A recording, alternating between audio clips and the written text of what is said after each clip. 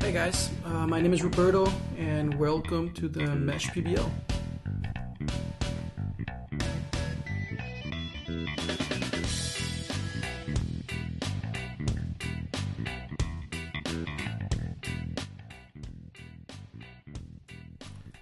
Hey guys, today we're going to be looking at SLT 102.2 of the Mesh PBL, which covers mesh resolvers. And the student learning target is I can convert Cardano object data into useful information using mesh resolvers. So what are mesh resolvers? Well, mesh resolvers are functions for converting Cardano objects into useful information, such as converting from a datum to a hash, mnemonic phrases to private keys, a wallet address to a reward address, and so on. So in this example that we're going to do today, we can continue building on the project from the previous lesson, or if we haven't created a project yet, you can create a new project and simply follow the steps in that lesson to catch up. Okay, so I guess what we're going to do for now for this one is to start a new project, mesh project, and I've pulled up 101.2, which teaches us how to do that. So the first thing to do is in my computer, in my VS Code, I have a little mesh folder, and I'm just gonna create a folder that is going to be called what are we calling it? Mesh resolvers. And then I can do this, which will just load it here in my project, and then I'm gonna cd mesh resolvers, and now I'm in that project. So now I just need to grab this command, which will install a TypeScript project. Let's go and do that. And what is my project name? Oh, what's happened? Let's try again. Try that again. My project name is, can I just do mesh resolvers? Is that gonna, okay, this might be a problem later, but we'll work it out. Mesh app 1, yes Tailwind, yes CSS, no SRC, no app router, and no default import alias. Perfect. So yes, yes, no, no, and no. Great. Okay. Step 1 is complete. Now we have to cd into the mesh app. So there's a mesh resolvers and then a mesh resolver. So I'm going to move that out later. We don't want to have duplicate folders. Makes no sense. Can I actually, let's see, move mesh resolvers to just mesh? And then if we do this, ls, mesh resolvers, cd mesh resolvers. No, I should have two folders. And if I do ls here, oh, I just messed up. cd mesh, s. Okay. Let's do something. Let's just let's start over, shall we? Yes. So I'm gonna remove mesh resolves, and we'll just start this again. I'm doing arrow up, key arrow up, that just cycles through my latest commands. And so I'm gonna find this one, which was the one to create a new project, and now I'm gonna call it mesh solvers, like I should have at the beginning. We said yes to ESLint, yes to Tailwind, no to the source directory, no to the app router, and no to importing stuff. And this is I don't want this right now because that doesn't exist anyways, I think. And we're gonna just code A is gonna bring it up on my editor here on the left. And now I'm gonna cd mesh just to get into that folder in my terminal. Good. Now we are good for this, and so I need to install mesh. And you can use npm like this, but I want to use yarn, which is another package manager that you can use. So I'm just going to do yarn add. Oh, see? Helpful. Yarn add. npm install yarn add. It's different. Cool. Still works. So it's just a different way of doing the same thing, really.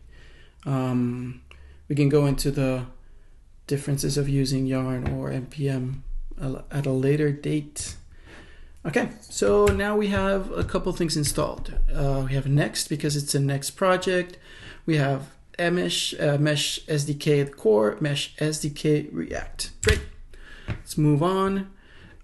We need to change some configurations, Webpack configurations. I'm just gonna copy this, go back to my project. Here, I'm gonna just select everything. I'm just copying it and replacing stuff for now. Okay, adding a mesh provider, and I think this is what they were talking about, right? You learned about setting up mesh providers, so we're setting up mesh providers. The provider is a component that uses React's context features, and context allows you to share data or state across applications. In our case, I think the most relevant part is that it allows us to keep the wallet connected. Even if you move around the app, right? You need to move around different pages, and this allows us to keep that wallet connected. Okay, so we will go to pages/apptsx, and we're gonna copy and paste this. Let's go. Pages, apptsx, again, Control A to select everything, and just copy and paste this. Nice, okay.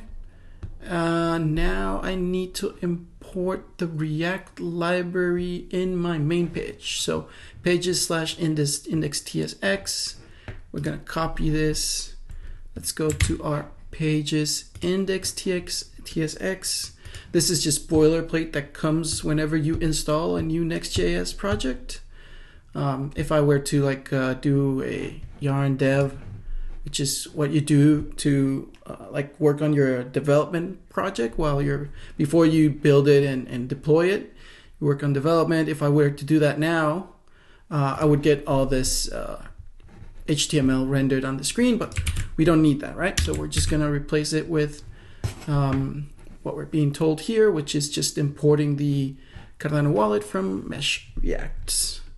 Cool, we're gonna save. I'm just saving. If you get Command Alt, is that the same? Command Option, sorry, in the Mac, and then you do S, it just saves all changes. I like that. It's a nifty keyboard shortcut. All right, and now we'll just run it to check. But remember, I'm being difficult, and I'm using yarn instead of using npm, so that's just different. And I have a problem because I'm being difficult. There's some sort of configuration that I'm not. Module is not defined in ES module scope. What am I doing here? I think it has to do with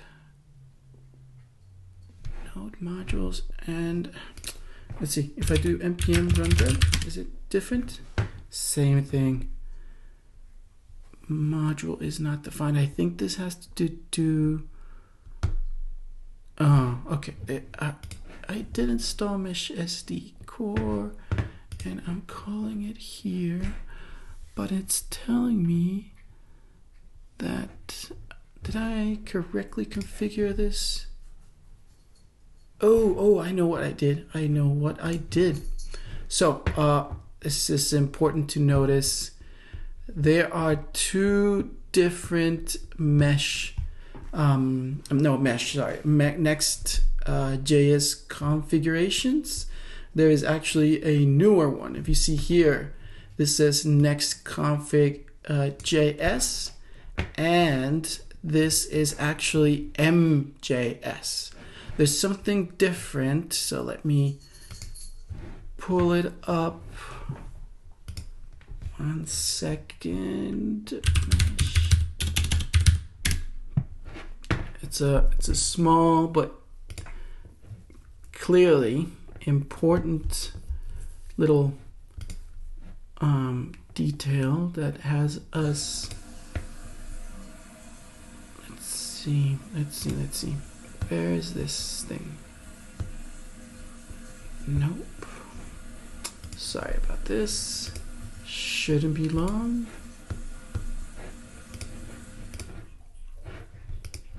Where is this instruction, guys?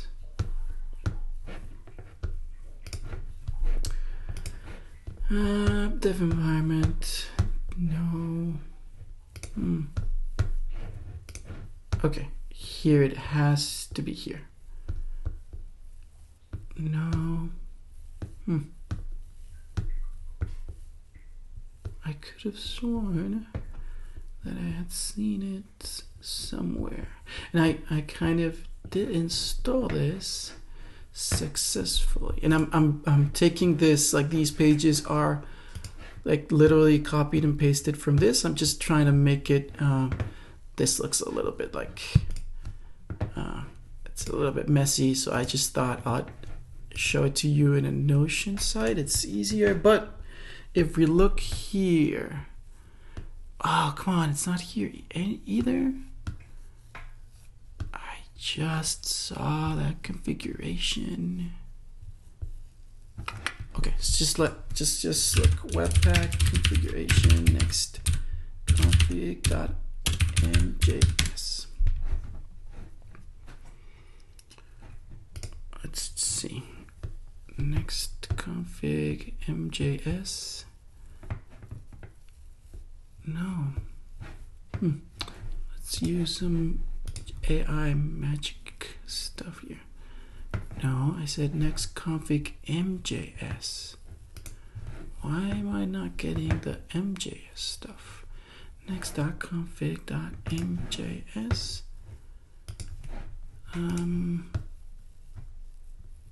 Next config MJS. Let's just do next.config.mjs. Next config MJS example. Okay, let's try this one. Support ESM, and no, this is not the answer I am looking for. Oh, I am going to have to edit this because I can't find that configuration stuff here.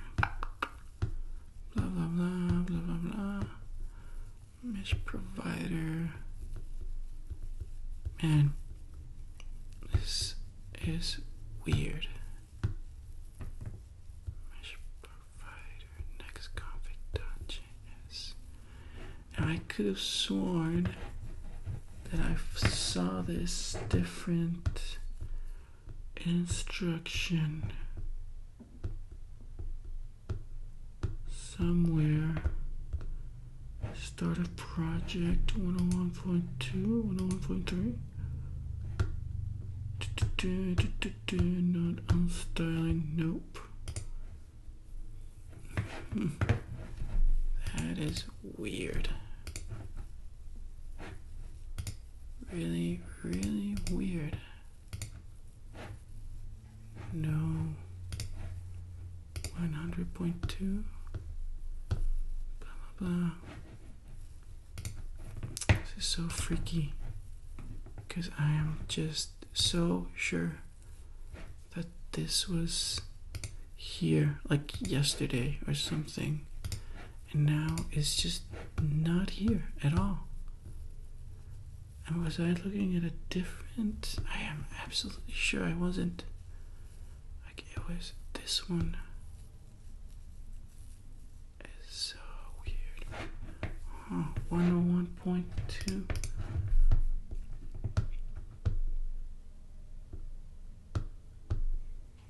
Is it possible? Oh man. Oh no. Oh, I know where it is. I know where I saw it. Come on, here. See, it's different. Next.js and MJS. And let's do this one and see if this one works. It's just, what's the difference here? Let's see. Config restrict mode, config options, config dot. Oh, I think it was like a, how do you load this export default, and this is module dot exports. That's it. That's what's being problematic. See, no problems anymore. Weird. I'm gonna tell them, and now we got our connected wallet. Wonderful. All right, that took a while. Let's move on. Now we'll use a mesh provider. So what does it say? Here is a component that uses React context features, allows you to share data or state across applications without needing to pass props directly from component to component. The mesh provider provides context that contains the configuration, state, or data needed by the web applications you build. One of the most concrete examples is when your user connects the wallet. Yeah, so knows what the wallet is going to. Yeah, so we were talking about this just before everything crapped out. Okay, this is where we're at now. Great. Starter template. Should I start template, or should we move in to the next part? We got the provider. Let's check out the resolver. Get a transaction hash from a transaction with datum and the following code to the file. Right.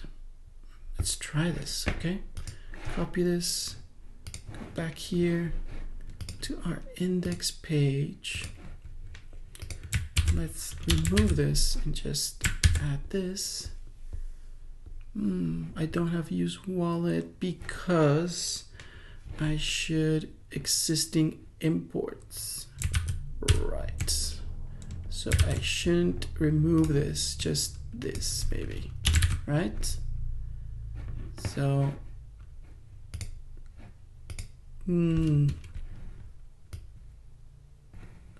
so what are the existing imports? Is use wallet, use address.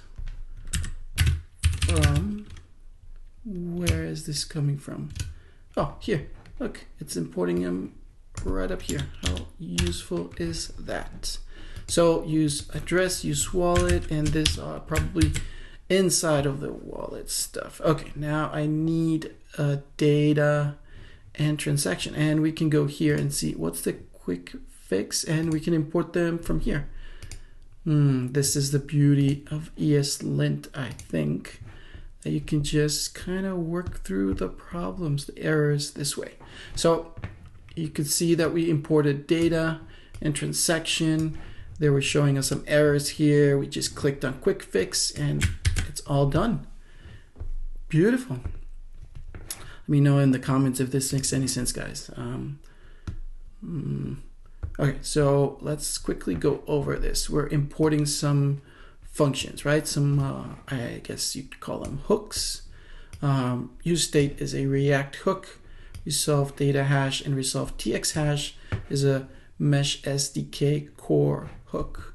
And then there's the other ones, right? We got use wallet hook, use address, and this Well, so what this does is just looks for this data and sets it on the component state.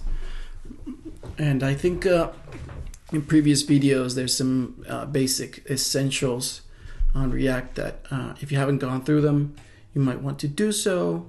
They're quite useful, and they talk about these things like what we're talking about right now, context and setting props and all this stateful components kind of stuff.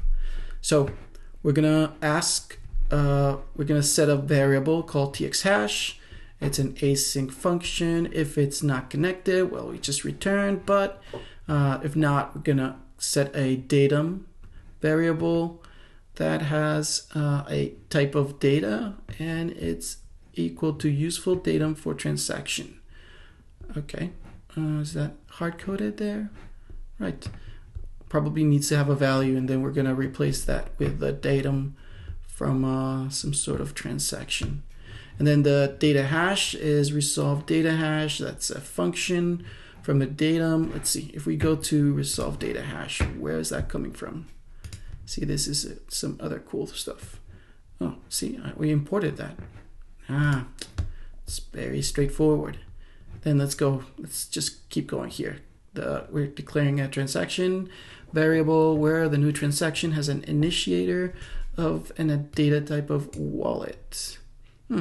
Let's see, coming from the browser wallet. And then we're using this same variable, and we are looking for specifically the send loveless method. Nice. And we're looking for the address. We're going to use the address, the datum, which is an object that has a value with a type of data hash. Is that correct? I think so. And then we got some value that we're sending, which is 1,500,000 loveless, which I understand is 1.5 ADA. I think so. Let me know. If I'm making some mistakes, just let me know in the comments. Then we have a variable unsigned transaction, which is awaiting the result from applying a build method to the tx variable that we are setting here, and we're doing all this stuff here, right? So we are creating an unsigned transaction that is awaiting this thing, the application of the build method to this transaction that we're putting together here. That is going to look for an address and is going to fill up a datum with a value, which is the data hash of, I guess, this datum, right? It's going to hash this value here, and it's going to include it in the transaction along with an address and some money. And then you got the const txHash, which is a string. It's going to resolve that txHash using the unsigned transaction. Once it's built, it's going to be an unsigned transaction. It's going to go, what's the transaction hash for this transaction? It's going to resolve the unsigned transaction hash, and then it's going to set that transaction hash. Cool. All right, and then we just got some rendering here, some useful HTML and a button that gets this function, that get txHash function, which is the one that we just declared here. And it goes, is it connected?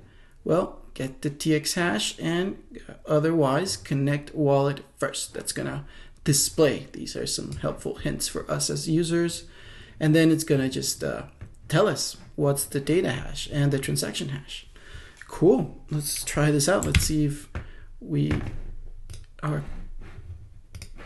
if this works. Let's connect the wallet first because it's not connected. Is this going to show up? No. Why isn't it showing up? Because I haven't rendered my wallet. Remember here we had this little thing. So we need to render the wallet. And how are we going to render that here? Let's see. Existing codes. So should we just get like this and just render it here? Would that work? And I need to also import that, right? Because we don't have it. So quick fix, And yeah, it's just importing that one. Beautiful. Let's check it out. Let's check out our little app here. It's connecting, and we're going to get the transaction hash and the data hash. How cool is that? All right, that's that. Did this. Okay, so this is the explanation. We just talked about this, right? We implemented the resolve data hash and resolve TX hash resolvers. So these are the two resolvers. We created a function that builds a basic transaction that sends Loveless to our address with a custom datum. So the resolve data hash is a function or a method, function, right? Function that is used to convert that datum to a hash, which is used when the datum is not supplied as an inline datum. Ooh, and we have some reference here to the SIP32. You can go and read that one. I'm not going to go right now because it's just going to make this video too long. And then let's move on. The resolve TX hash is used to convert the unsigned transaction to a hash. We also use the useStateReact hook to store both the data hash and transaction hash. And you can now run npm run dev. We just did, but instead of npm, we're using yarn because why not? And after you connect your wallet, you can click the get TX hash. We just did that and see the resolve data hash and transaction hash displayed on the page. Cool. All right, step 2, get the reward address. Okay, we're going to add some more stuff. Let's add this stuff. We're gonna add another resolver to our Mesh SDK core imports. So where are these? Mesh SDK. So I'm gonna add a comma. Can't, if I don't add this comma, see, it gives me an error. You need to have a comma. It's important, and it's just it's this because it's declared, but its value is never read. It's not included in our code yet, but we are going to include it. And now the other one is I think use effect. We need this one. Let's grab it, and use effect is here. Pow. Nice. Again, not read, so just graze it out. It's the editor's way of telling us you're just importing stuff, you're not using them. You need to use them. And we're saying, okay, yeah, I'll use them, like right now. See, we've imported resolve reward address, and we're going to use effect as well. We're going to use them right here. Use address. Do we have these already? Yeah. Oh, no. This is all that we're importing right now. See, it's telling us this is the existing code that we have, and we're going to grab this, and we're just going to let's delete this because we already have that existing code. We don't want to get this too messy. But do we have wallet connected? Connected. Yep. Use wallet and address. Did I mess this up? No. Step 2 here. Address. Use address. Yes, we do. And so we just need this actually. This here. And where we're going to put it is just below here. Reward address, set reward address, and then we have this. Bow, bow, set reward address, blah, blah, blah. Cool. Haven't used the reward address though. This value that we're declaring here. Just an array with 2 values. One is set reward address, the other one is reward address. This is kind of how just React's patterns that are really common when you're declaring values, when you're setting state. So yeah, if you don't understand what's going on here, look into this little use state stuff. It's super, super interesting. Again, so we have some existing code, and we're gonna add this thing. Don't need the div because the div is already included. And let's see, where are we going to put this? Let's put it below here, right? It's an H2, so that way we have the transaction now, and now we have the reward address, and we add that stuff here. All right, and so let's go over this. In the code above, we implemented the resolve reward address resolver. We use this along with the use effect React hook to get the reward address of the user whenever the wallet address changes. Okay, this reward address could, for example, be used to check whether the user is staking or not and build a transaction to delegate stake to your pool. All right, okay. Let's see the result, because we don't need to do npm run dev, because all this time we were already running npm or yarn. So we can just, let's see, this is not styled as a button, but it is a button. And check it out, and we can get the transaction hash again, and we got the stake address. How cool is that? So connect wallet first. We could style it, right? We can style it real quick. Why not? Let's do this. Span. Why is this a span and not a button, you think? Because we don't have a function? Yeah, we do have a function. Oh, okay. Because it's a use effect. Nah, let's not get into this too much, right? It's gonna take too much time, I think. Right? I feel really tempted to do it, but it's not a wallet. We would need to do this, a button, and I don't want to do that because I'm not sure how. So let's just move on. Cool. Step 3, get Pluto script's address and hash. Add the following code. We're still on the index, we're still on the same page, and we're adding some more code. Now we are importing this 2 more resolvers. See, we're still doing resolvers. We're just adding a Pluto script address and his Pluto's script hash resolvers. Cool. All right. Again, right? Grayed out. We're not using them. That's cool because we're going to use them. We don't need this. We've already got this. And now we're just like before. See, we're doing the same pattern. This is repeating patterns. You're getting stuff through the resolver, and then you're setting the values because this is a stateful component. At the beginning, you have nothing, but then you're getting some data and you're setting it in the component. So you need to follow this pattern here. All right, this is good. We're moving along. So just let's keep it tidy and move this, put it right below. Again, we're not using them yet, so they're grayed out. And are we doing another use effect? I wonder if it's good practice. I guess, yeah. We're gonna keep these separate. Don't ask me why. Don't know. If you know, put it in the comments. But I'm pretty sure that it wouldn't be a good idea to mix these two right now. And we got something here. Update import. Oh, I didn't have that import. I forgot that one. Oh, okay. Is this on the? Where did I not get this? No. What is it in the previous ones? Okay. This might be. Let's see who's wrong. Okay. Let's continue with the instructions.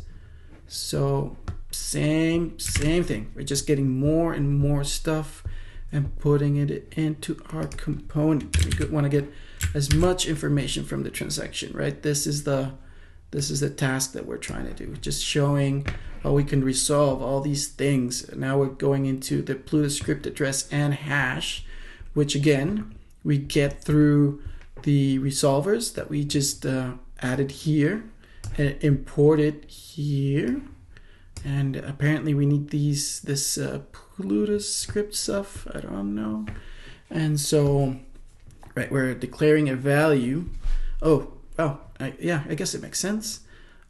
We are declaring the version of the Pluto script. We are using, we're just hard coding a specific Pluto script that we're just we can add it this way. It's really cool. Otherwise, you would like, where is a Pluto script, right? It's nowhere. It's just this value that it can read. Excuse me. And then we're just, let's see. We're getting, setting an address value, and we're resolving this Pluto script address, which is this script. That's where it's going to get the address. Well, we've already seen that we're going to go through these explanations in a second, right? So let's read it here. In the code above, we implemented the resolve Pluto script address and resolve Pluto script hash resolvers. We resolved the address of an always succeed smart contract and converted the address to the Pluto script hash. This script hash could be used, for example, to build custom minting transactions within your application. Cool. Again, okay, let's go back to our app, and it got ahead of us, see? I guess because the values are hard-coded, you don't really, it's just showing us right away what is the address of this script, of this script. Yeah, the one that we're telling to look for here. What is this script's address? And it's telling us it's this one. It's a pre-prod one. And what is a hash, or what was the thing? And is hashing something, or is it we resolved the address and converted the address to a Pluto script hash? Okay. So this is the address, and this is the hash of that address. And that can be used to, the script hash can be used to build custom minting transactions. And we're pretty sure that we're gonna learn how to do that further on. So that's cool. All right, step number 4. Get some slot and epoch numbers. All right, we're getting more stuff. And now we're getting these two. And apparently the Pluto script import was necessary. I don't know. Maybe it's missing. I don't know. But it doesn't matter because we got it. And now we're doing this from the core SDK, right? Again, cool. And we're going to set, again, using the React pattern to set state. We're going to get the slot, and we're going to set the slot. We're going to get the epoch, and we're going to set these values in our component. And we're going to use effect again. And I'm pretty sure, I think, well, I don't know because I haven't seen it, but you can look at these things. Okay. Okay, set state action cannot be pre-prod. What is going on here? Let's see. Set slot is resolve slot number. But we don't have, okay, we have resolve and resolve, but this has to be string, so this is not assignable to parameter of a type set state action to number. So this basically what it's telling us is that this cannot be a number. This needs to be a network, which is probably of but it's weird because this says it's types, but maybe we need to also tell it a specific slot. What kind of number? I'm sure it's like specific type of number. Oh, this sucks. Let's see. Network. The network is pre-prod, and then milliseconds is an optional type. So it's not assignable. Let's see. What is going on here, guys? What's wrong? Let's go back to the instructions. I'm probably missing something, right? You'd think? Now it's kind of pretty straightforward. This effect is set epoch, return, clear interval. This happens sometimes. Let's try to work it out. Let's see if we can work it out. Not making any guarantees, guys. I'm not. So you might probably be able to tell by now that I'm not necessarily a developer. That's kind of the point right now, to show how you can use these things to learn things, I guess. This is kind of the PBL methodology at work. You need to research, do some investigation, figure out what is going on. Argument of type string is not assignable to parameter of type set state action number. But then, okay, so this is what I don't understand, right? Because you're saying here, it's telling you what is the function, and it's telling you it takes a type, a value network of type network, and a milliseconds value of, if it's there, it needs to be a number property, but we're not adding a number, milliseconds, it doesn't matter. And it's saying that this whole thing is of type string, right? So what is the, oh, okay. It's saying that, oh, no, and it's imported. So that's not the issue here. Oh, and so what could be the issue here? This is strange. Type string is not assignable to parameter of type set state action number. I guess it's the way that this is built, right? Or is it here? So I don't think we can do this, can we? Can I just change this to string and do like this? String and do like this. Let's see. Oh, still it doesn't work. Now this one doesn't work. Argument of type number is not assignable. Oh, now this one's not. Argument of type number, what? But this is not a number. See, this is just kooky. Set state action string. Why does this thing? Oh, okay, so, right, okay, so let's just say that this is a number, right? Just gonna say a number, assign it as number 0, and magically resolved. Don't know what's going on here, guys. I guess it's using some no, not sure. Well, let's see if this works, because I'm kind of confused right now. And it's setting an interval. Interval is kind of, this is another pattern, right? You choose an interval of time within which to run this, and after that you just clear it, because these I guess these slot numbers are changing all the time, and that's kind of the point. Anyways, let's try this out, guys. Again, comments, if you have any comments, leave it in the comment section. That's what it's there for. Teach me some stuff. I'm not here to teach you, we're here to learn together. Okay, we implemented the resolvers that we just talked about. We use the React method set interval to update the current slot and epoch number every second for the prepot network. That's where the 1000, because it's measured in milliseconds. Let's see if this worked, guys. Oh, look at that beauty. Look at that. And it should change every second.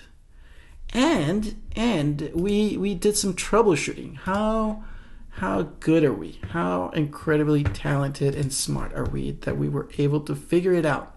No instructions, no nothing. Can't exactly explain what we did, but we did something. and it worked, okay? And so we have what it should look like. What? Import data and Pluto script from mesh SD. Oh, they separate this. See, that's cool. It's clean. Should we just do this? Should we just separate it as well?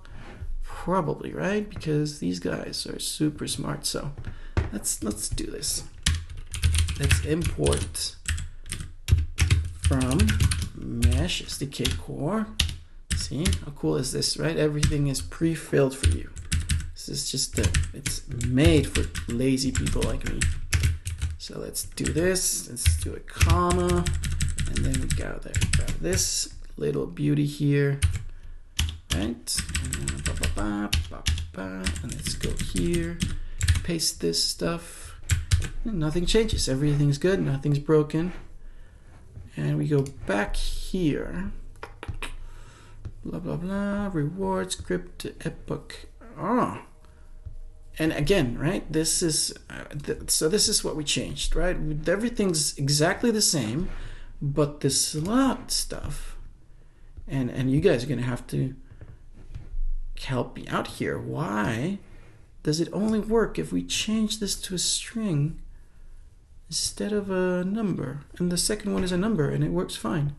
So, not sure what's that's about. Is it the way that the use effect is done? No, see, the same. Okay, all right. And now we understand the basic usage of mesh resolvers and how to use them in your application.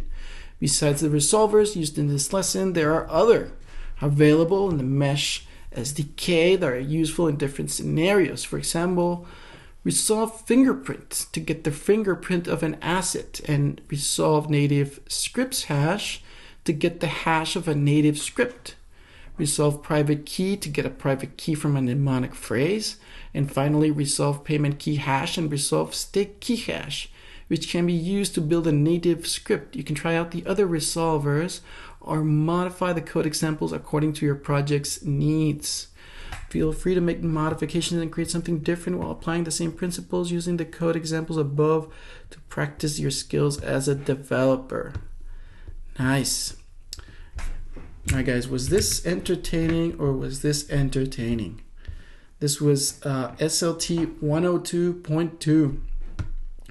I hope you guys enjoyed this as much as I did. This was actually pretty fun, right? We added some bunch of different resolvers and we just rendered the value. We got the value. We set the state with the value that we got, and then we got this really nice page here, and we were able to do some interactive stuff and others just querying of the blockchain. See, this is still going, and eventually this epoch should change, right? But it changes like, I don't know, it would take a while, and we're not going to be here for that long. So cool. All right, guys, thank you for watching this. Remember to like, subscribe, hit the bell, share with your friends, do some work, come to the Mesh Discord server, and ask questions in the comments. Let me know, did I confuse you? Is this helpful at all? I'd like to know. All right, everybody. Thanks. Catch you next time.